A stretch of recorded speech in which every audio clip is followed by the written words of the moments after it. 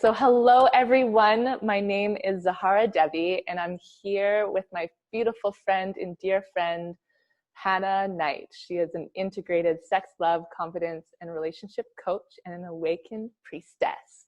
She's here to serve as a loving guide and powerful transformational mentor to help you on your journey as you step onto a path where you consciously create a strong magnetic field around you to manifest a powerful and satisfying life for yourself. She does this by showing you how to unlock the secret magic waiting to come out from within you that will help you to stand in your power, embody your wild source codes, and reprogram yourselves on the deepest level so you feel fully alive and aligned as a divine creator. She offers one-on-one coaching where you can also set aside a free hour-long call with her where she'll take you through a process to get clear on what's going on in your life and where you want to be going. And you can also join her new private Facebook group, Wild and Worthy Goddesses Global Sisterhood, by going to her website and signing up. And in this Facebook group, she offers live group coaching calls and guided embodiment journeys. Plus, you get the support from sisters all around the world for a chance to be truly seen and celebrated. So welcome, Hannah. I'm so glad that you're here. Thank you. I'm so excited. So excited for this conversation and to be a part of this journey with you. Yeah, me too. Me too. So, I love to hear, and I'm curious to hear more of your journey with feminine leadership. And maybe you can give a little brief description of what that is for you and what sort of inspired you to kind of come into this path of feminine leadership. Such a good question. Feminine leadership. I feel like feminine leadership is the ability to live from a place of alignment with the truth that's in you, like the feminine being the expressive, creative, dynamic life force that is constantly, flowing through your being. And feminine leadership is the ability to attune to that energy and to align with it. And ultimately, it's the energy of love. And it can express itself in many, many ways. Like, love is unpredictable and love is wild. And like, the feminine is unpredictable and the feminine is wild. And so you don't necessarily know what it looks like or what it means.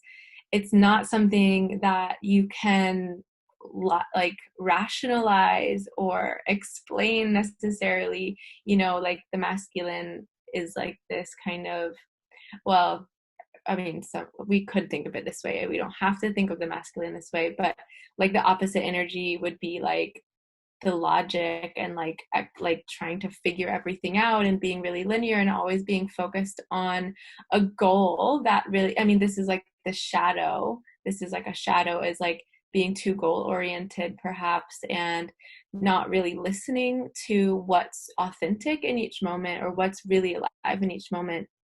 And that can be really detrimental. And if we like, if we're stuck kind of like with the eye on the prize and we're not paying attention to the like, we're not sensitive to the truth of what's alive in the moment, and what is the like ecstatic, what is the ecstatic current. So feminine leadership is the ability to stand in that water, like to flow with that current, or to stand in that fire even. Because, and I feel like the leadership piece is important to talk about, because like, a leader is someone, I feel like a leader has to be really courageous and has to be really strong and have a lot of integrity. And like, I feel like feminine, like, why even talk about feminine leadership? Because it's a new way. I feel it's a new way. I mean, it's an ancient way. It's the way, but a lot of us, and I, like, have struggled to live in connection with the feminine. Mm-hmm. So it's been for me a journey of coming back, of coming back into listening and softening and receptivity, and yeah, a journey of humility. I feel like,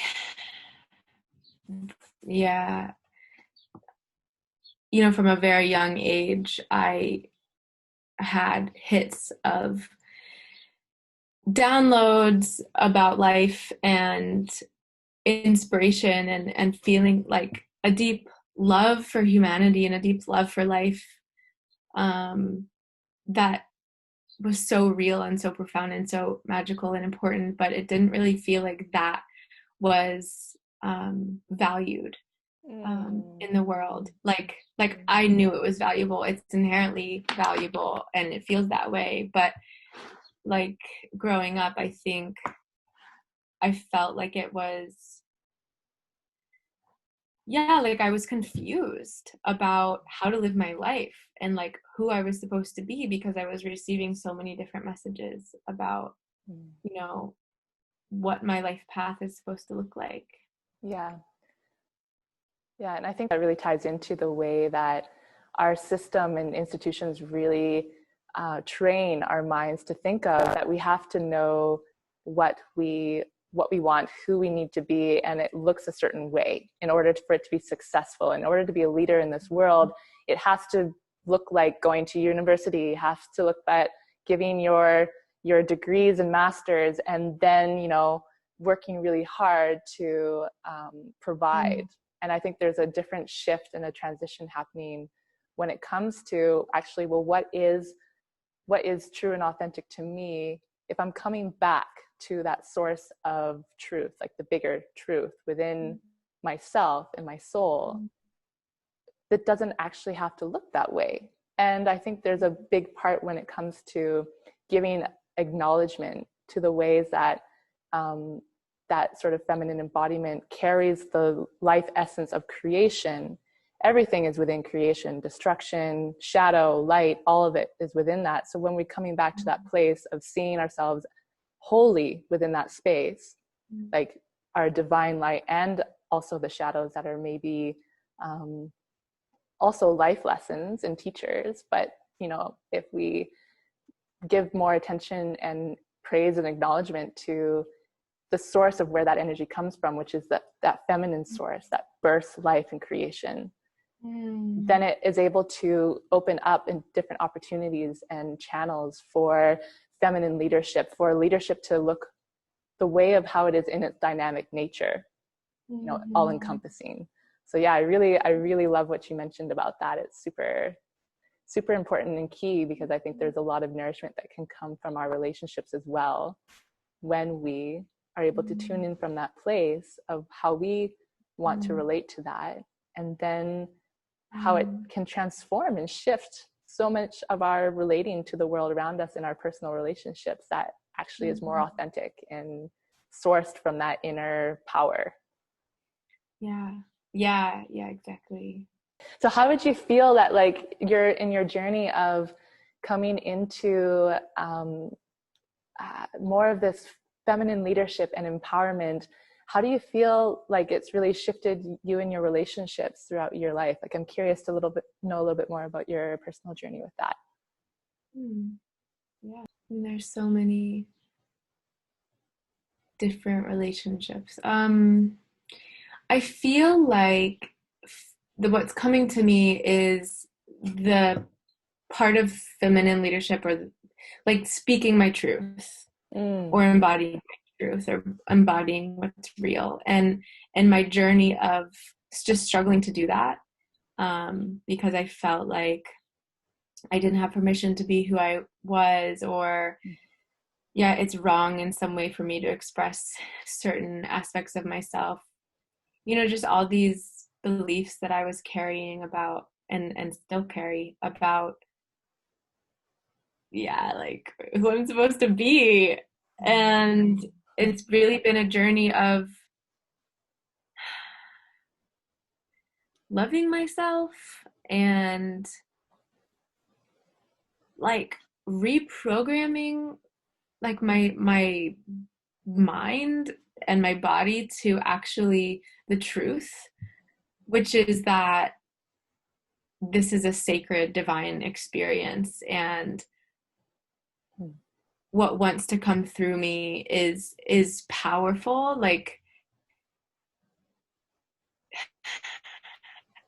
yeah, and just struggling between being able to decipher between like the true self that wants to come in, and then the part of the self that's like separated from everyone else and is like holding on for dear life to like protect its identity. And Yeah, yeah. I've definitely been there.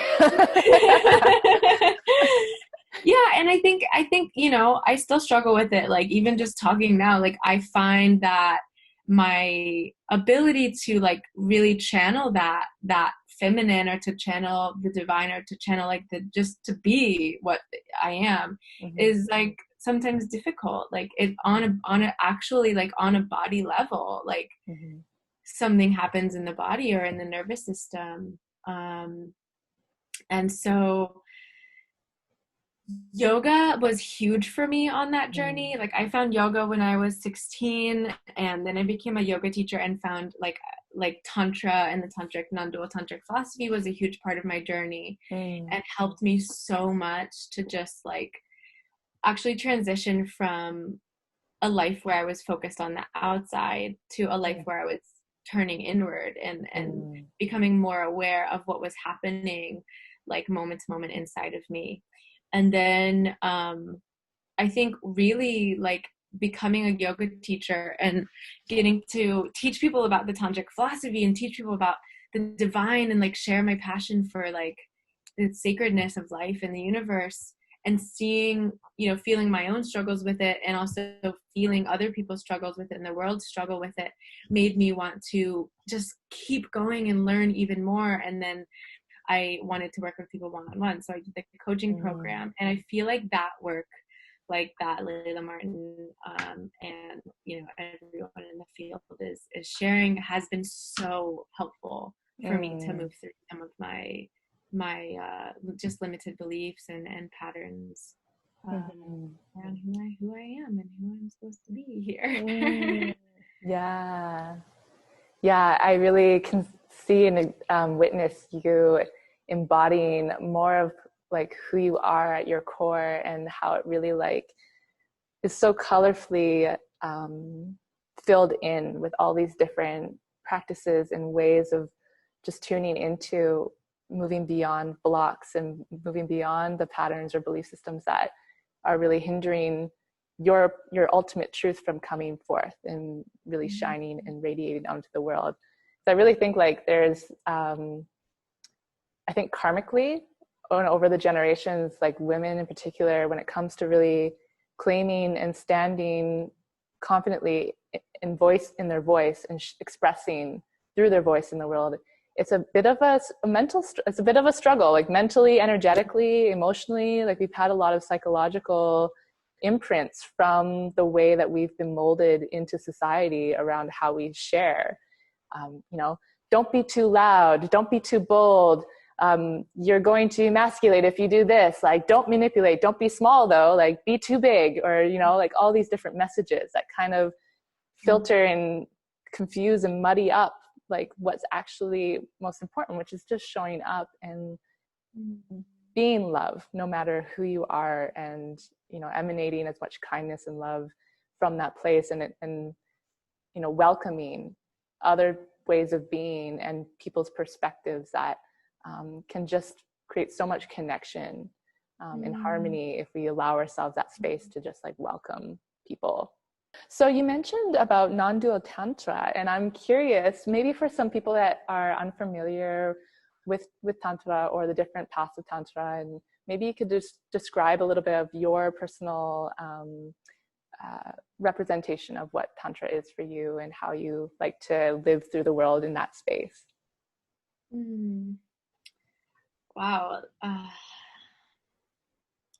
This idea that, so non-dual is not dualistic. So no two separate parts. There aren't two, there's one. And so this typical like separation that we've seen in our thinking in society around like God is here and we're here, or the divine is here and we're there, and you know the black is different than the white and the feminine is different than the masculine, and all of that like just dissolves. And it's, for me, my personal understanding of it is that it's the recognition that this life is actually just this like one beautiful being, like this just infinite life thing that is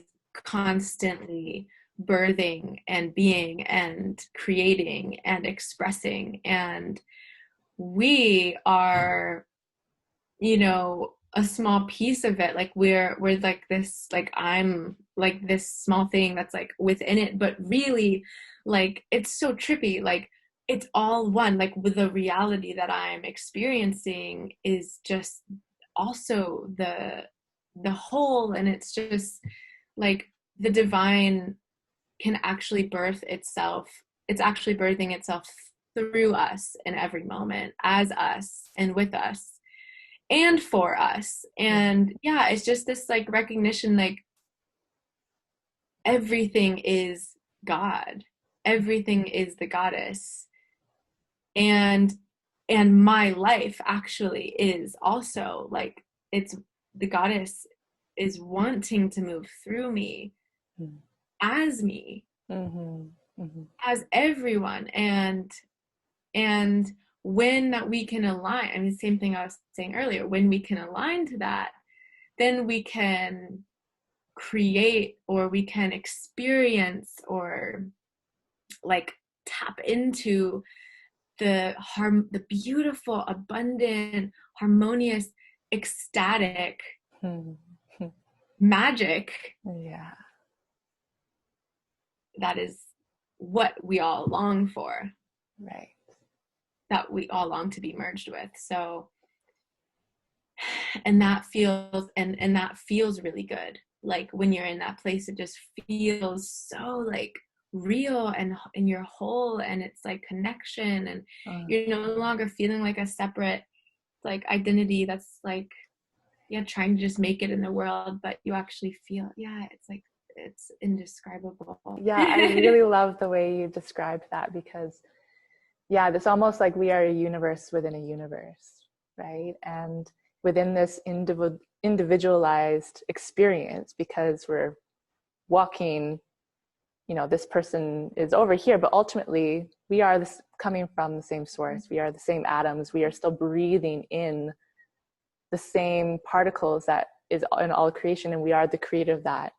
And also our, you know, the concept of that the divine is actually coming through and, you know, birthing through us in every single moment. It's just, there's no such thing as the other, you know, like the beloved is us as it is the creation. So I really, yeah, the way you describe that is absolutely beautiful. And I think it really gets to the heart of a lot of maybe traditional Tantric and Taoist texts when it comes to like describing what Tantra is, and having that, you know, when we recognize and align ourselves with that place of awareness, we become self-realized. We end up, you know, we liberate ourselves through that divine consciousness, because it creates that unity and that oneness. It's coming from that place. There's no other than that, you know. It's like, yeah, I really loved the way you described that. Yeah, I also like, what came to me when you were talking was like this concept of the cosmic play, or the cosmic dance that's happening. And like I feel like there's a narrative like there's also, you know, there's our individual kind of narrative that's happening, and then there's like a collective narrative that's happening, and a universal narrative that's happening. And I really like to feel like you're part of something big and that you're contributing to it in some way that serves this unraveling of like this revelation. You know, I think of the Shiva Nataraj, like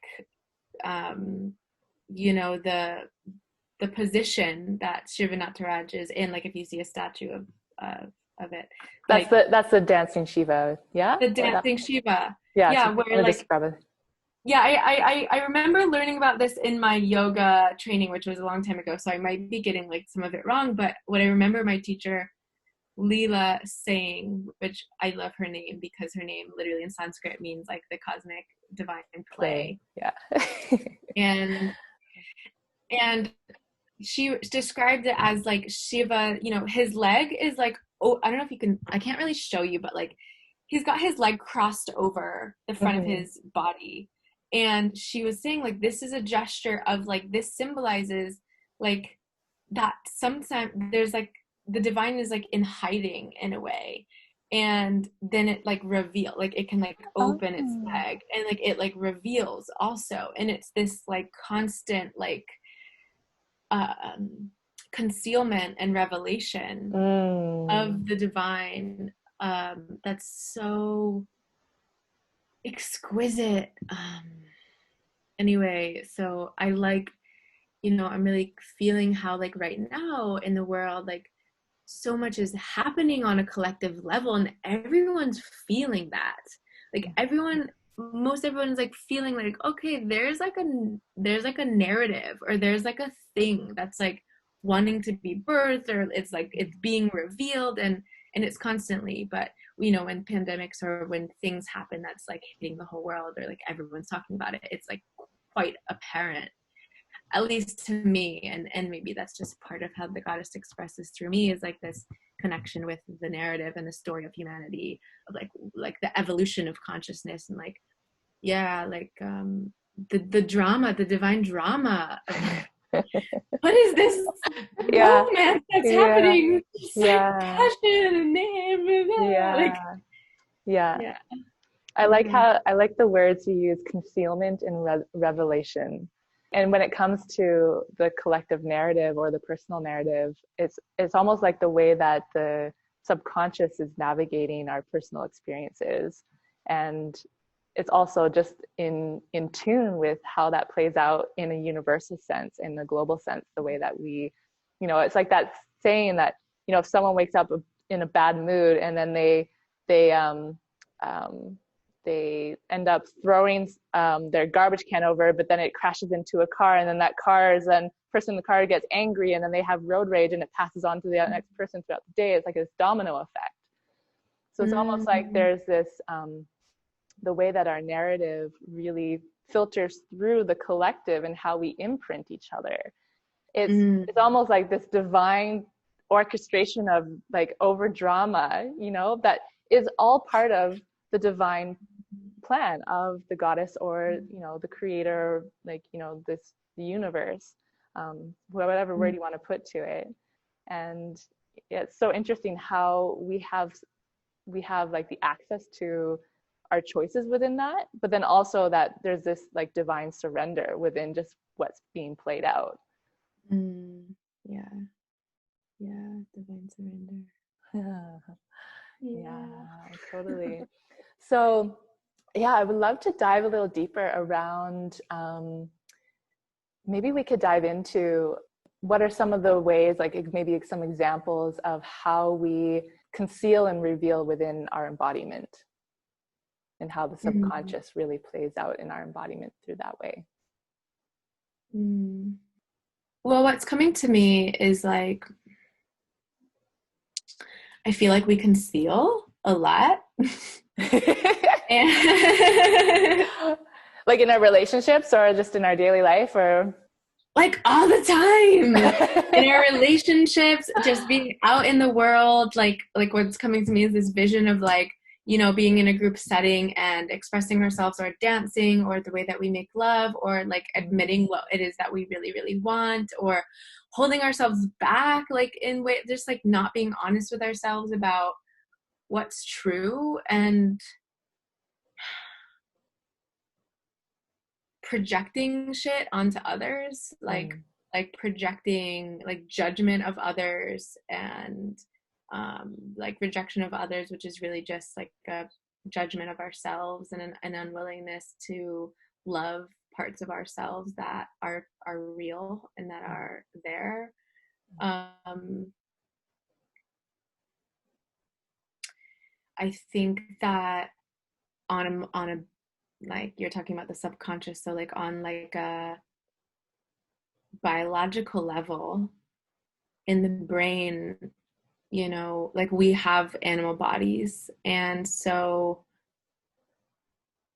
there are parts of us that are really just here to like create survival and to protect us from being hurt and from being isolated or from being rejected or alone, because this animal instinct in us just wants to live. It doesn't want to die. It's like self-protection at all costs. It's just like, I just want to like have, you know, have the food that I need, get the, you know, have the shelter that I need, and like live my life and propagate my own species. And this part of us is like sabotages the part of us that just wants to be love in the world and just wants to be expressed in the world. So that's what I think about when you ask that question, is like we conceal parts of us that want to be expressed because we're afraid of being of dying, basically. Like we're afraid of death. And yeah, subconsciously sometimes we're just run by these fears. Yeah. Of what other people think about us, or whether we're gonna get enough money, or whether we're gonna have the partner that we want, or yeah, I feel like you really nailed it on point. I think it shows up a lot in relationships too. For example, like one idea that comes to mind is like maybe there's a fear that shows up around a partner is like worried that their partner will get bored of them, or that they'll go try and find someone else to be with. So there's this like fear that kicks in around like, I don't want to lose love. And when we kind of come into this place of like losing love, it's all ultimately like a death, like a soul death, or like an ego death that happens in our experience, where we are in our certain part of our brain, we actually fear that we might not survive the other side as if this person leaves us. And I really find it interesting how when we can tune into our embodied awareness and the sensations that that part of the brain activates within us and then within our nervous system, it almost opens up this like dialogue of new understanding or different layers that show up that reveal the states of consciousness that we're in, and how we sort of show up or how we don't show up within our relationships from that place of realization. Yeah, definitely. Like thinking about my own relationship, there are definitely challenges where, I mean, there's so much in a relationship, but like control and jealousy and just so much judgment sometimes. And like, I'm talking about myself, like things that come up in me, like just like blame on it, like projecting, you know, my anger onto my partner, or, you know, he's doing something that seems to be like threatening my security or my ego. And yeah, relationships can be really tricky. I think relationships are tricky for a lot of people, and like that's why I'm in this field, is because like I want to learn more about how to really be in love. And I think human connections are so important. We all want to just be connected to each other and experience intimacy, and we get stuck in these weird traps in relationship. One of the things that I've been exploring is polyamory, and like the ability to just be in my own sovereign alignment, and like not be codependent and not be attached to basically not be in fear and not control what my lover or whatever is doing, because it's somehow threatening my sense of self. And like, I think what really wants to live through me is just love. And if you're in a relationship where you're like controlling the other person, even though like you're not realizing it, maybe it's kind of being run by fear, like that's not really love. And that doesn't create harmony, and actually creates disease. Like, I've actually seen in my own body that when I'm in fear and I'm controlling and I'm, not in my own power, like my body actually experiences physical illness. And because my body's like, whoa, like something's not in alignment here. This doesn't feel good. This isn't who you are. If you were to recommend a practice to someone that maybe recognizes some of these patterns or ways of being that show up within themselves and in the relationships, like what would be sort of like a starting point place of recognizing, first off, like when the pattern is showing up that's creating that pain or inner story of like maybe wounding or fear, and they would do maybe for themselves that allows them to feel more empowered around that?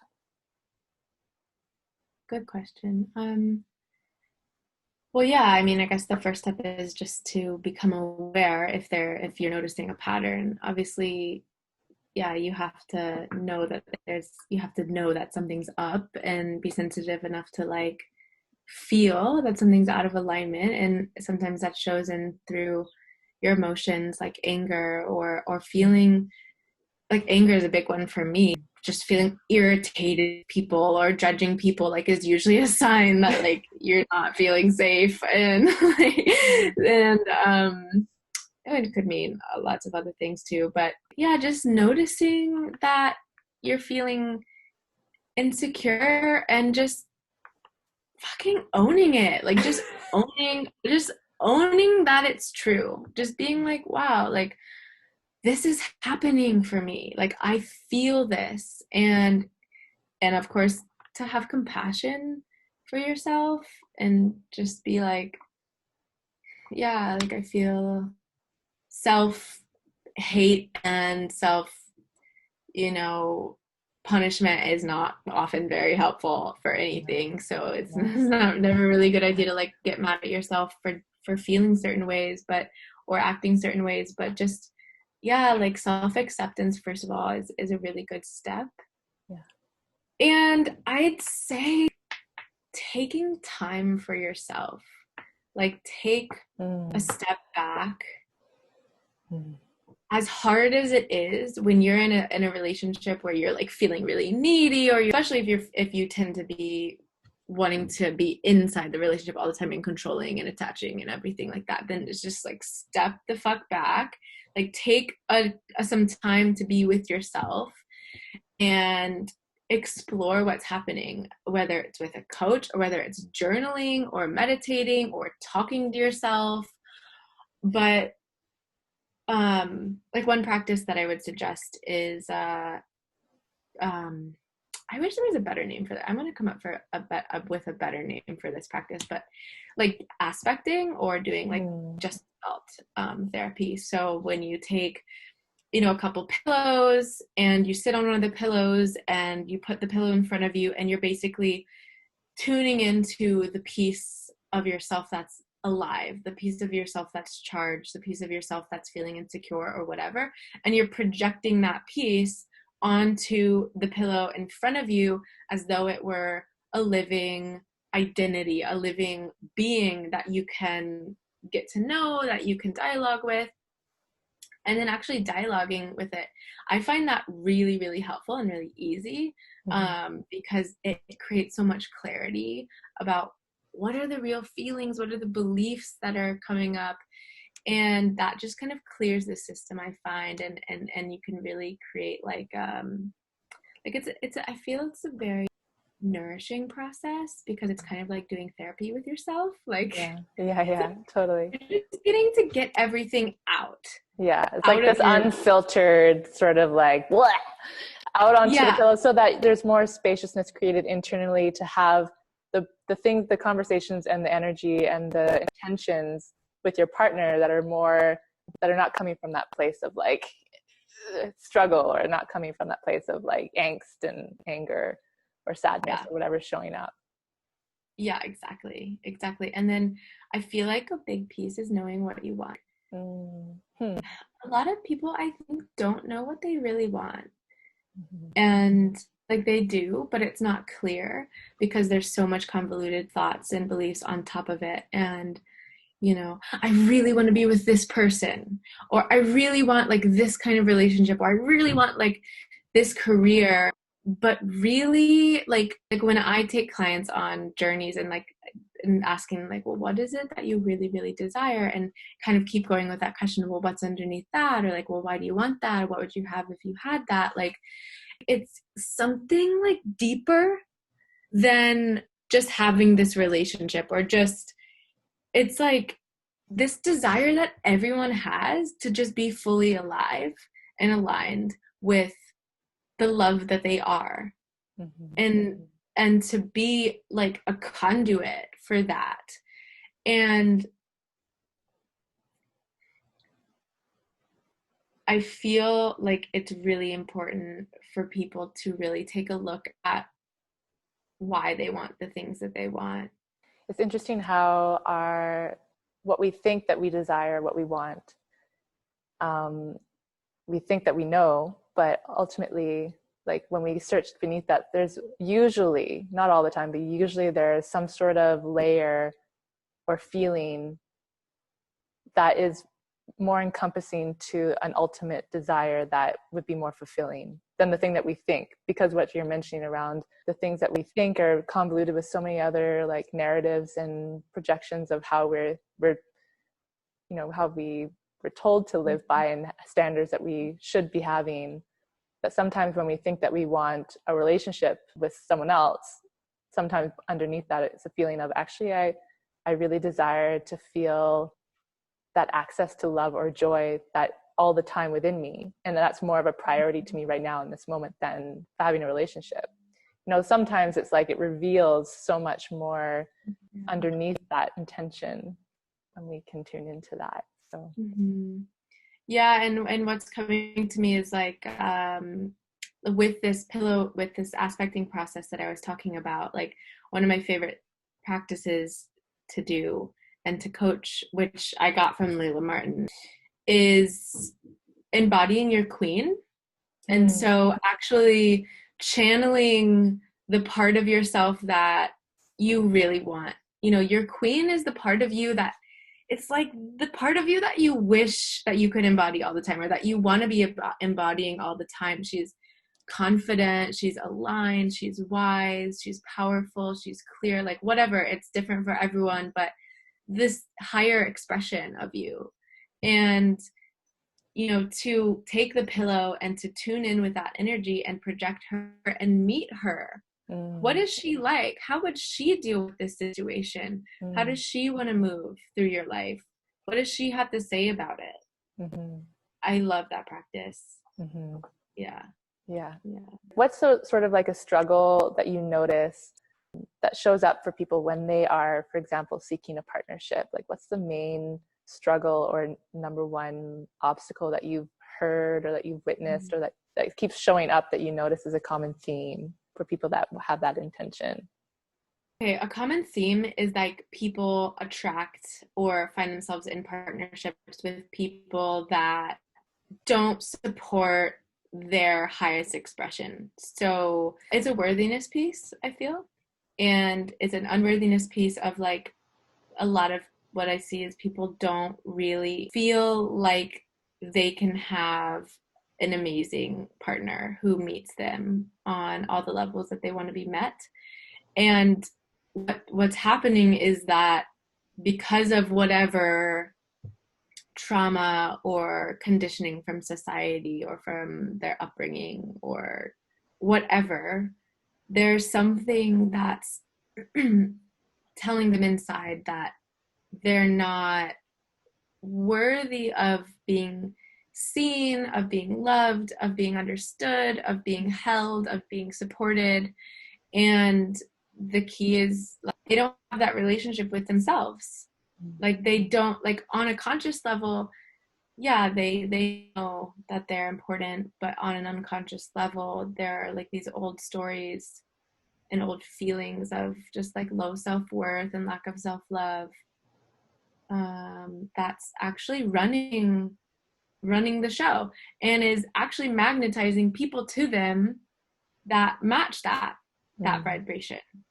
So they're like, why am I always attracting a guy who like lies, like, or isn't honest, or why am I, why can I never find a guy who's committed to me? And it's like, well, are you committed to yourself? And, well, are you honest with yourself? And most of the time, no. Yeah. Like, I feel really connected to those people. Yeah. I feel really connected to those people because, like, that's I relate, like. Yeah. It It sounds like it's all really a journey of feeling empowered and ultimately like having that foundation of self-love that is constantly at our resource within ourselves, that can consistently access on a continual basis, because it's fueling our actions, it's fueling the way that we show up and our desires and our intentions. And when it's coming from that motivation and that place, then it makes it a lot more easier to see the reflections that we notice in our environments, or that's showing up when we're in relationships. And it shows us, oh, is there a part of me that is not coming from that place of self-love? Can I invite more places to love within myself? Can I invite more self-kindness somewhere, either whether it be around body image or around taking enough time for oneself and saying no and having proper boundaries, or whether it's like receiving, actually like accepting and receiving, being in that mode, because I see that a lot where like it's sometimes really hard for women identified people to receive. I feel like that's like when we come into that foundation of self-love, we're coming from that place of like, you're not doing it for someone else. It's the priority and the intention, what is really most service to me right now. And ultimately, when you're coming from that place, it's going to benefit everyone around you, because how you have the boundaries. You say yes when you actually mean yes. You say no when you actually mean no. You're more honest in those places, and you're able to recognize when you can give yourself what you need instead of always expecting it from others. And that will create a lot more sovereignty and empowerment to come from that place. Yeah. Well, I'm curious, what has been one of like the main embodiment practices that has allowed you to feel ultimate self-love within your own personal journey, and how you've come into more of that within your own life? Aside from the aspecting one that you shared before, but something like maybe that embodiment that has like movement or breath or sound associated with it, or anything tantric or. That's a good question. Let me think about that for a second. Yeah.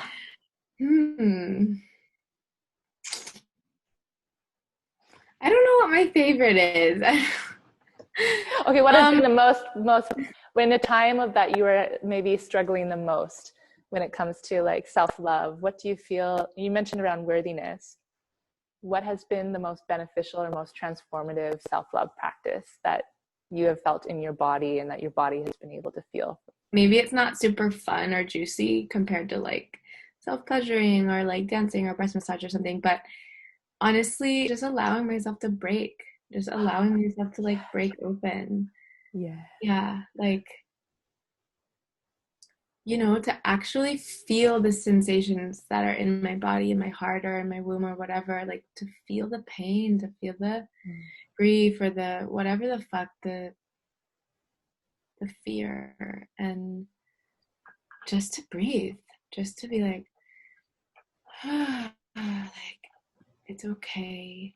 And just kind of like repeating words like that to myself, like, it's okay. And On top of that also is prayer, to actually mm,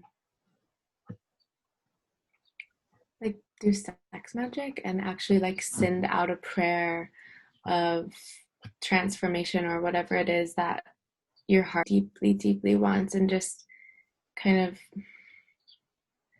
like really feeling like, yeah, even though it's really difficult right now, like to actually feel like the energy of the cosmos kind of like coming and just blessing my life and blessing me and trusting that magical part of myself and that magical part of life that's just like, I fucking don't know the answers. I just don't know.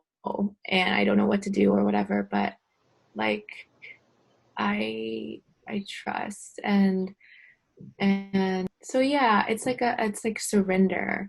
And it's the fucking hardest thing. And like I have it like written on my I have surrender actually written on my chest. And like, I went through a pretty intense experience in a training that I was in a couple of months ago. And, I was having a really hard time surrendering. And people are like, you have it written on your chest, woman. Like, just fucking surrender. And like,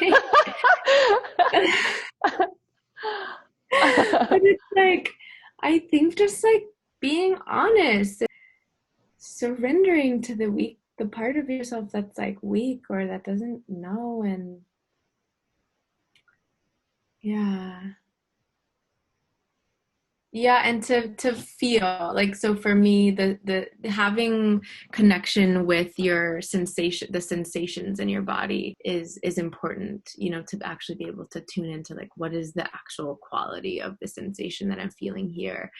And when you have that awareness of the sensations, then to kind of breathe life into it and feel how it wants to move through you, feel how it actually is an energy being that like wants to just like be given life so that it can move. And so that's really powerful, and can look like many different ways, like emotional release or just dancing or crying or whatever. Or maybe it's like, I need to go talk to this person right now. Like, kind of just that deep listening and vulnerability and humility. Yeah. Oh, that's so beautiful. Oh, yes. To really allow and surrender and receive and allow yourself to breathe that life through those experiences that are arising and most alive within you. Yeah. Yeah, I love that.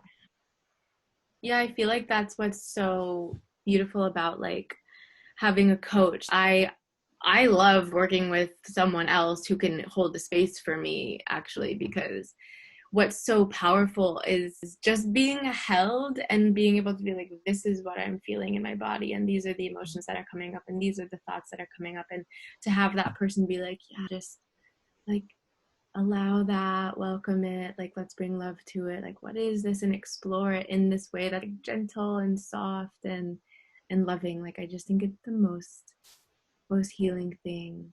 Yeah, I guess it's not really a self pleasure, like a self embodiment practice, but yeah.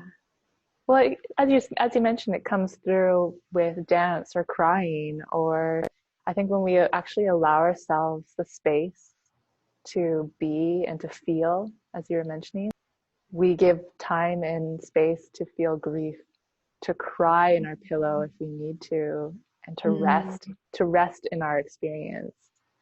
And I think there's a lot of some internalized guilt or shame around resting in our experiences, because I think a lot of people are focused on productivity and, experiencing a certain aspect or extreme in life, which, maybe they attach themselves to wanting to feel bliss all the time. But then when they experience the grief or depression or anger, then it's like it creates some sort of rigidity in that experience, when ultimately if you just allowed yourself space to welcome that experience and bridge more loving kindness to that piece, ultimately that will shift and transform the cells in your body to then show up in a way that's actually shifting the way that we relate to ourselves in the world. Like really emanates out into the world from that place when we just feel ourselves. So that's such an important key piece for self-love. I really, really love that practice that you're mentioning. Yeah. Huh. Yeah, that receptivity piece. Yeah, if we can't be receptive to like what's really happening within us, then how can we really experience like the blessings that are constantly presenting themselves to us through our relationships and through nature and just in our own bodies? Yeah, the emotional literacy, I don't know if that's the way to say it, emotional intelligence, emotional literacy, like emotional vibrancy is something that I've been learning over the years that has really helped me. And you know, just recognizing like it's okay to be really fucking angry, it's okay to hit a pillow, it's okay to scream, it's okay to like sometimes the energy just needs to move. Definitely. I agree with you completely. And so if you were to share bits of wisdom to like a child part of yourself that would have been really beneficial for you here earlier on in life around conscious relationships or around like empowerment within self-love or relating to relationships with the world, like what do you feel like would have been really helpful for you to hear? It's such a beautiful question.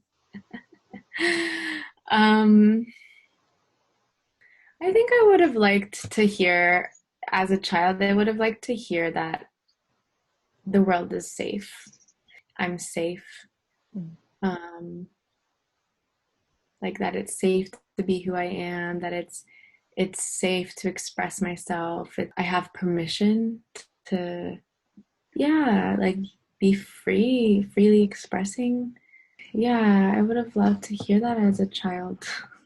Yeah, You know, instead of being like so scared, like, no, you're not allowed to do this, or oh, the world's so scary, or like, you know, my parents were in fear a lot of the time. And to have been able to be more educated about my soul, or, um, yeah, like really been held in a space of infinite loving compassion, which I was, and I always have been, right? Because the universe is like, life is infinitely loving and compassionate, but it just doesn't always seem that way. Yeah, totally.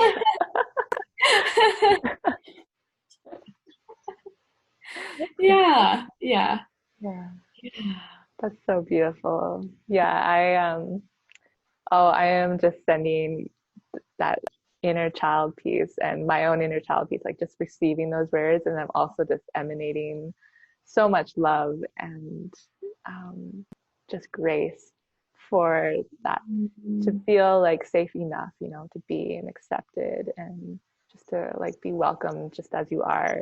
And I think that's such a key piece, a foundational piece to feeling a sense of belonging in the world and how we can navigate owning our true selves from that place, because it really is like it's important to feel safe enough in our inner foundation in order for us to feel that way, to fully feel like we can share ourselves and not feel like we're going to experience pain from sharing ourselves.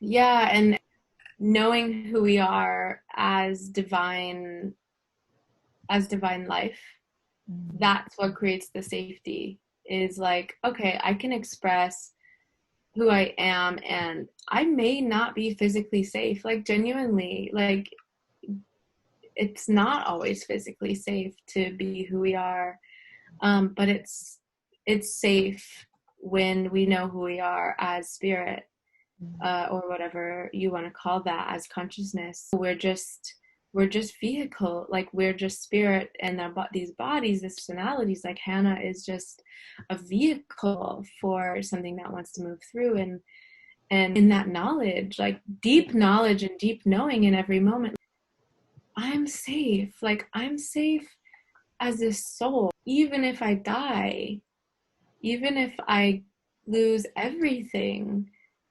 If I know who I am and I'm connected to that, that is safe. Like that is beautiful. And within that too, then we also don't have to push ourselves so hard to be someone.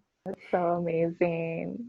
Well, thank you so much for sharing. And I'd love for you to share a little bit on how people can find you if they want to learn more about your practices or services, and yeah, just anything else that you feel inspired to share. Okay. Yeah, thank you. I've really enjoyed being on this call with you and getting to connect and having this new experience too. It's beautiful.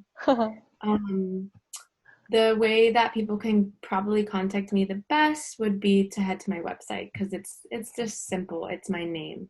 Yeah. It's Hannah Knight with a dash in between, so Hannah dash Knight. It's HANNAH dash KNIGHT.com.